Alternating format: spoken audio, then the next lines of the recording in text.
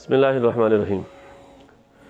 شب برات شعبان کی 15ویں رات کو کہا جاتا ہے، اور اس رات کو شب برات کہنے کی وجہ یہ ہے کہ شعب الایمان میں ایک حدیث ہے کہ اللہ کے رسول صلی اللہ علیہ وسلم نے ارشاد فرمایا کہ میرے پاس جبرائیل علیہ السلام تشریف لائے اور مجھے کہا کہ یہ رات 15ویں شعبان کی رات ہے، اور اس رات اللہ جل شانہ قبیلہ بنو کلب کی بکریوں کے بالوں کے برابر لوگوں کو جہنم سے بری فرماتا ہے، آزاد فرماتا ہے۔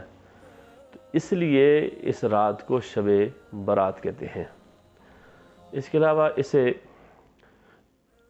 لیلۃ المبارکہ بھی کہتے ہیں، برکتوں والی رات، لیلۃ الرحمہ، رحمت کے نزول والی رات، اور لیلۃ الصق، دستاویز والی رات بھی اسے کہتے ہیں۔ اور اس حوالے سے ایک روایت بھی ہے کہ یہ شعبان کی 15ویں رات ہے،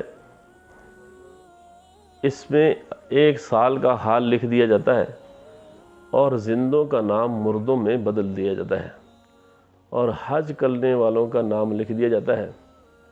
پھر سال بھر اس میں نہ کمی ہوتی ہے اور نہ اضافہ ہوتا ہے۔ تو چونکہ اس رات میں لوگوں کے احوال کی ایک دستاویز تیار ہوتی ہے، اس لیے اسے لیلۃ الصق یعنی دستاویز والی رات بھی کہتے ہیں۔ اور اسی طرح ایک اور روایت ہے کہ جس میں عائشہ صدیقہ رضی اللہ تعالیٰ عنہ سے مروی ہے کہ حضور نبی کریم صلی اللہ علیہ وسلم نے فرمایا کہ اے عائشہ، تمہیں معلوم ہے کہ شعبان کی 15ویں شب میں کیا ہوتا ہے؟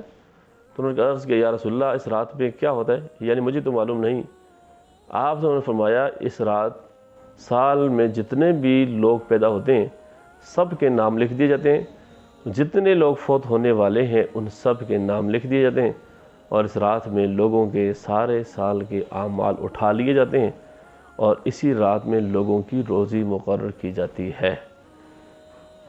اس لیے اس رات میں آدمی سے جس حد تک ممکن ہو کچھ نہ کچھ عبادت، ذکر، تلاوت اور دعا ضرور مانگنی چاہیے۔ اللہ جل شانہ ہمیں سمجھ کر عمل کرنے کی توفیق نصیب فرمائے۔